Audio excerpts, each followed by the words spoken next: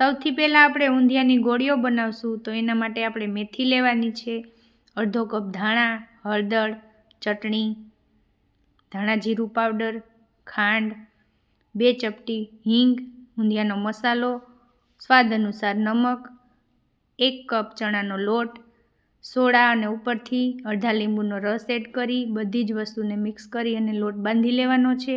લોટ બંધાઈ જાય એટલે હાથમાં થોડું તેલ લગાવી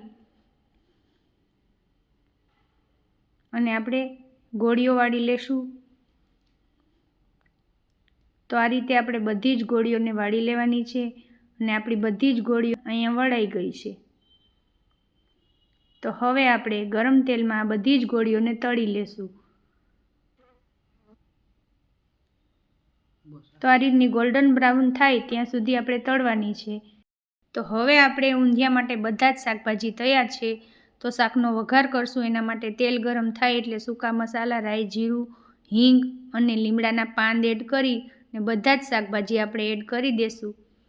તો વાલ, વટાણા, લીલી તુવેર, કેપ્સિકમ, કોબી, ગાજર, રીંગણ, ટમેટું અને બટેટું, મેં અહીંયા આટલા શાકભાજી લીધેલા છે. તમે તમારા પ્રમાણે એડ કરી શકો છો.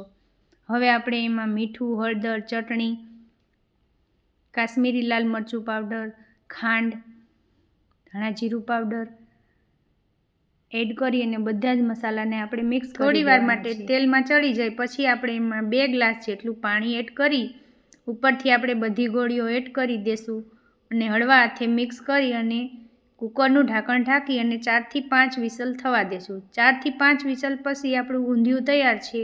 એકદમ સરસ ટેસ્ટી એવું ઊંધિયું બને છે. એકવાર તમે ચોક્કસથી ટ્રાય કરજો અને આપણી આ કાઠિયાવાડી ઊંધિયુંની રેસીપી તમને કેવી લાગી તે મને કોમેન્ટમાં જણાવજો અને મારી ચેનલને સબસ્ક્રાઈબ કરજો.